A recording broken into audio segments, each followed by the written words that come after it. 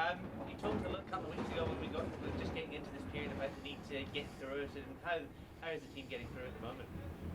Well, we can just continue to do our process. It's kind of just methodical and probably boring at some level, but we're just doing what we do week to week and trying to just put layers on to getting better. And our concern is just ourselves, really, at the end of the day, of trying to make improvements and trying to get consistent throughout an entire game, which we haven't really got there yet. But it's just about us really internally doing the things that we need to get done as a staff with these guys, and then on the floor making sure we're productive.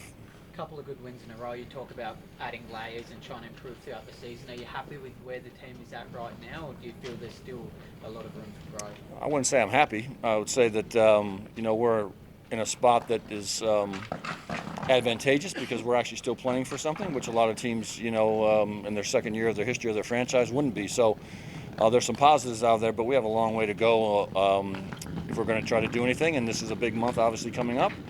And we have to continue to get better and get more consistent in just everything we're doing. The league is extremely, extremely tough, and there's just really good players, and you have to show up every night. You talk about the return, and we keep harping on about it, this return to this sort of defensive focus that you said probably got away from you. How big has that return to that focus been in getting these last couple of results? Well, we haven't, I think that's been a little bit over-exaggerated. We've still been in the top in the league in defensive, even in the last few weeks when we weren't at the level that I thought we should be. I think it's more, and we were winning some games, but I think it's more just being a little bit more disruptive and more aggressive in our nature more than anything. It has nothing to do, our defenses hasn't really changed. Our coverages don't change very much, but just pressuring these guys to just be a little bit more aggressive more than anything else. And so we'll continue to just try to work on that. The King home venue is a bit of a bear pit. It's a high intensity place. You're looking forward to that challenge of getting into there and trying to silence the home crowd? Yeah, I mean, I don't really care where we play and who we play and what happens. We have guys that are confident. We've now won in every building in the league, and our guys are quite confident if they're playing well that they do well. And this is just going to be another game for us to get to a point where we see where we're at and measure ourselves one more time. And it's fast, and you come home and you play another game. So it's just a good measuring point for us. You beat them a few weeks ago. What lessons did you take out of that you can take into tomorrow's game? Well, the big lesson for us is just don't give up. We just continue to defend the island and fight like crazy, and regardless of where the scoreboard is or what we're doing, it's one of the things I've been trying to establish here from day one, that the fight of this team is something I think Tasmanians expect, whether we're winning or losing. And so the fight was fantastic there when we were down 12 or 14 there in the beginning of the fourth, and they just kept grinding it out. And so I'm more proud about just the fight of the team. How's the team looking in terms of injuries? You got as close to a full squad?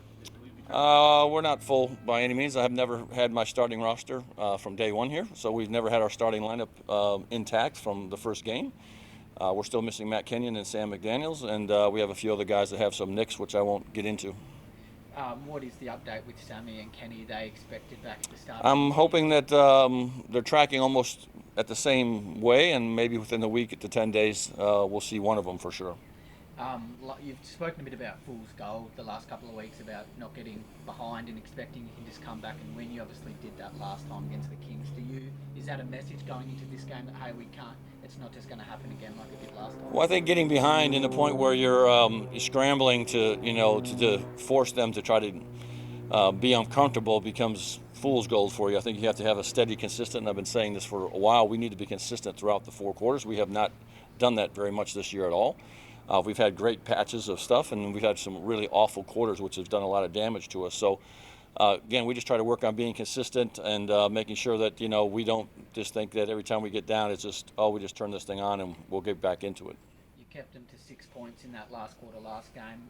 Were there things that you did in that quarter that you can take in tomorrow that you sort of focus on ahead of the matchup? Well, I think that's just one of those unusual quarters that just don't happen very often, and I would never expect to hold this kind of team or any team in the league to 4 points, really. They had 2 from the foul line that we gave them an unintentional foul. So I think it's just unrealistic. And it's more about our offense staying steady and continuing to take the scoreboard over. And again, remaining steady through the 4 quarters and not giving up a big quarter, which really puts us in a bind. You've been a huge advocate for Xavier Cooks and everything he's been doing. I guess, is it more of a group effort to stop him? What's the mentality against him? Yeah, I mean, anytime we run across every team we're going to be playing, Mitch Creek is next, and it goes on and on and on after that. it's a mentality of everyone, trying to do their jobs and helping each other. And listen, Walton's playing at a very high level. He just had 40-something the other night too, and they got a lot of weapons over there. DJ, if he gets away from you, so it's not just about Cooks, but obviously he's a focal point because the ball's in his hands quite a bit.